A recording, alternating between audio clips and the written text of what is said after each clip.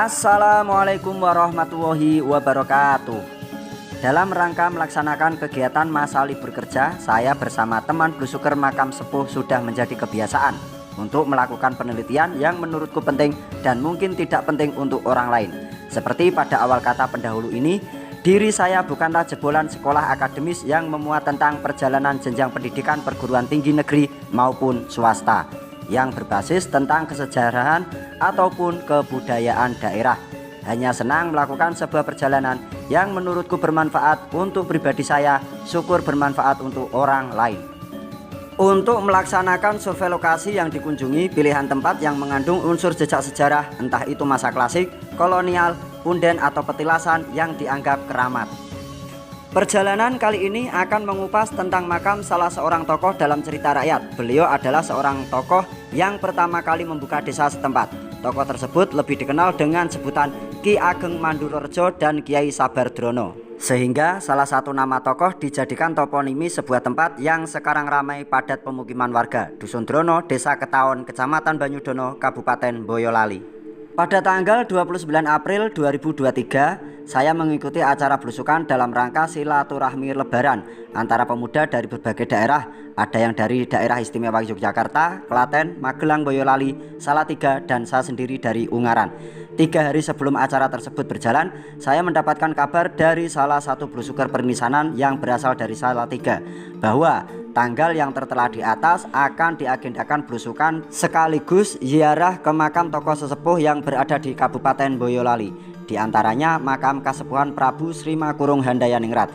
Beliau adalah tokoh kakek dari Sultan Hadiwijaya, Raja Kerajaan Pajang, Maskarebet atau lebih dikenal dengan sebutan Jakatingkir. Makam Kasepuhan Ki Ageng Kebo Kenongo merupakan ayah dari Jakatingkir.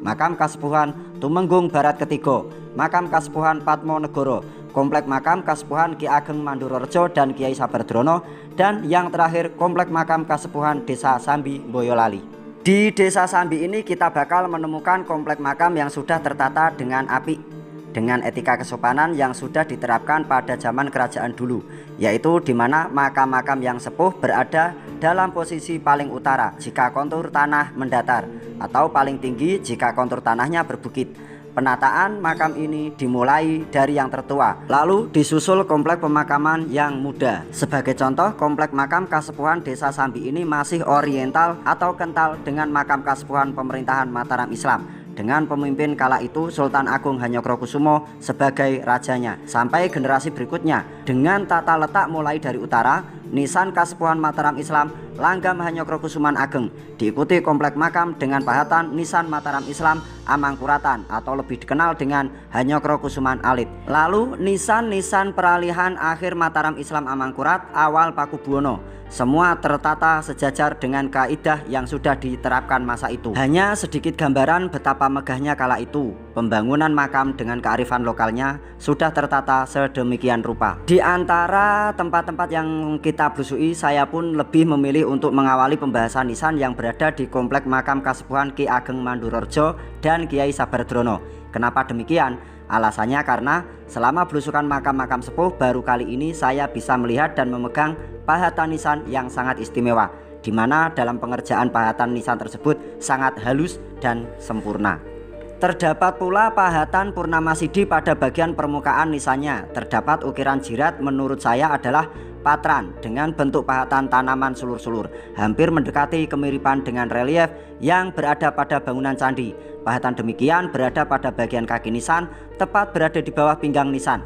Terpesona lagi saat melihat bangunan makam secara keseluruhan. Setelah melihat pahatan nisan, mata ini tertuju dengan susunan batu bata merah kuno atau yang disebut dengan banon, yang ditata sempurna mirip dengan bangunan punden Brunda.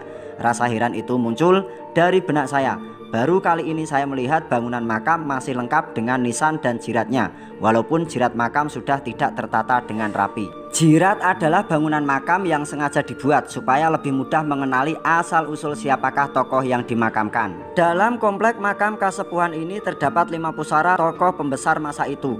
Hanya ada satu makam yang kurang komplit bangunannya, yaitu keberadaan 2 belah batu nisan yang dijadikan prasasti. Tidak terlihat pada pusara tokoh tersebut. Entah memang tidak ada atau memang nisan tersebut berada dalam tumpukan material jirat makam. Karena saat belusukan makam tersebut kita tidak berani ngecek secara detail bangunannya. Ada satu hal yang menjadikan kita tidak sampai melangkah ke taraf berikutnya. Tapi sumpah, bangunan makam ini keren banget. Ada 4 pusara yang masih terlihat sangat komplit antara jirat makam dan kedua nisan yang masih terpasang di antaranya. Secara keseluruhan, nisan-nisan tersebut terpahat lambang Purnama Siddhi pada bagian permukaan, menandakan bahwa beliau yang dimakamkan memiliki taraf dalam bidang ilmu keagamaan, ilmu tasawuf, ulama besar, dan tanda kewalian. Selain tanda kewalian yang dimiliki, beliau-beliau juga memiliki jabatan dalam sistem pemerintahan kala itu. Bangunan komplek makam ini masih dikelilingi pagar bumi dengan bahan material banon yang memiliki ukuran tidak pada umumnya. Bahkan antara material jirat makam dengan material pagar bumi dibangun menggunakan material yang sama yang digunakan untuk membangun candi. Sama-sama memiliki ukuran tebal 9 cm, panjang 46 cm, dan lebar 36 cm. Banyak ditemukan berbagai pahatan bagian sisi jirat makam. Pahatan hiasan tersebut antara lain berbentuk palang Romawi atau pahatan tapak dara, pahatan kelopak bunga ceplok piring, pahatan kelopak Padma atau pelipit genta. Hiasan pahatan tersebut mengadopsi dari relief yang terdapat pada bangunan candi. Kira-kira apa fungsi dan maksud dari pahatan yang tertera pada jirat makam? Padahal jika mengingat bangunan makam tersebut adalah tempat di mana orang muslim dikuburkan. Bahkan beliau yang dimakamkan adalah sosok alim ulama yang memiliki tingkatan keilmuan setara dengan Wali Songo. Dan jika kita mengingat aksesoris hiasan pada bangunan candi merupakan budaya dari kerajaan Hindu dan Buddha sebelum Islam masuk ke Nusantara. Bentuk nisan juga mengadopsi dari pahatan bentuk media untuk penulisan prasasti pada masa itu. Jika saya menanggapi tentang bagaimana dan kenapa bangunan jirat makam terdapat hiasan-hiasan yang mengadopsi relief yang terpahat pada bangunan candi. Secara teori, pahatan atau hiasan yang terdapat pada jirat makam seorang tokoh atau ulama sesungguhnya sudah diterapkan setelah Islam masuk di Nusantara. Para ulama zaman dahulu sudah mengajarkan dan menerapkan tentang keagungan dan keindahan toleransi antar umat beragama. Bahkan sekelas Wali Songo juga mengejarkan demikian. Banyak contoh-contoh yang diajarkan oleh Wali Songo, mulai dari cara menghormati beda keyakinan, cara menghormati beda budaya, cara menghormati kearifan lokal Nusantara. Kita ambil contoh yang umum saja. Wali Songo berdakwah menggunakan gamelan. Wali Songo berdakwah menggunakan media wayang. Wali Songo berdakwah menggunakan gending atau tembang Jawa. Bahkan Kanjeng Sunan Kudus melarang kepada santri dan kaum muslimin di daerah Kudus untuk tidak menyembelih hewan lembu atau sapi, karena pernyataan tersebut diserukan supaya kita menghormati keyakinan lain yang secara benar lembu atau sapi merupakan hewan yang disucikan oleh umat Hindu kala itu. Lalu kita melihat konstruksi bangunan Menara Kudus dibangun dengan mengadopsi bangunan candi era Majapahitan. Gapura masuk ke komplek makam Kanjeng Sunan Kudus juga terbuat dari bata merah kuno, mengadopsi dari bangunan Candi Bentar dan Candi Bajang Ratu. Gapura-gapura dalam lingkup komplek makam Sunan Kudus memiliki 2 karakter dan beda penyebutan, antara lain Gapura Bentar dan Gapura Paduraksa contohnya. Bahkan bangunan Masjid Agung Demak juga mengadopsi dari bangunan candi atau miniatur Gunung Mahameru. Tidak ada perbedaannya. Yang membedakan keduanya, bangunan tersebut hanya identitas sebuah keyakinan saja. Saya ambil contoh beberapa kesamaan konstruksi antara bangunan Masjid Agung Demak dengan konstruksi bangunan candi yang memiliki kesamaan dalam konstruksinya namun beda penamaan saja. Pembahasan akan kita awali untuk bangunan candi. Bangunan candi terdiri dari Burloka, Bufarloka, dan Svarloka. Setiap nama bagian-bagian bangunan candi memiliki arti tersendiri. 1. Burloka atau disebut dengan kaki bangunan candi atau istilah dunia bawah, tempat kehidupan manusia.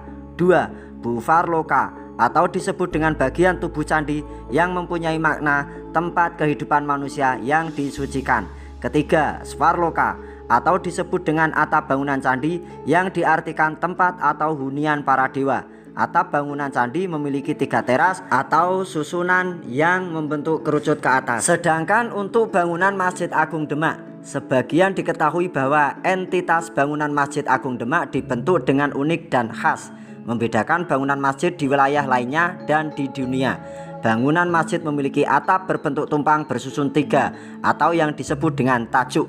yang menyerupai bagian kepala masjid, menampilkan fasade bangunan masjid khas dan membedakannya dengan jenis atau tipe bangunan tradisional Jawa lainnya. Bangunan tajuk adalah atap yang pertama kali bersumber dari konsep pajupat, 4 kekuatan mata angin pada dirinya dan diri manusia itu sebagai pancer harus mampu menyeimbangkan dan menyelaraskan hingga mengharmonisasikan kekuatan itu. 4 kekuatan disimbolkan dengan adanya tiang penyangga atap utama atau tiang soko guru utama. Pancer mencoba menyeimbangkan atau rasio, menyelaraskan atau rasa, mengharmonikan kolbu atau hati. Manusia Jawa mencoba mewujudkan ketiga perbuatan itu antara rasio, rasa, kolbu. Maka dia akan menyatu membentuk bentuk atap yang disebut dengan tajuk. Bangunan Masjid Agung Demak juga memiliki kaki bangunan yang disebut dengan fondasi.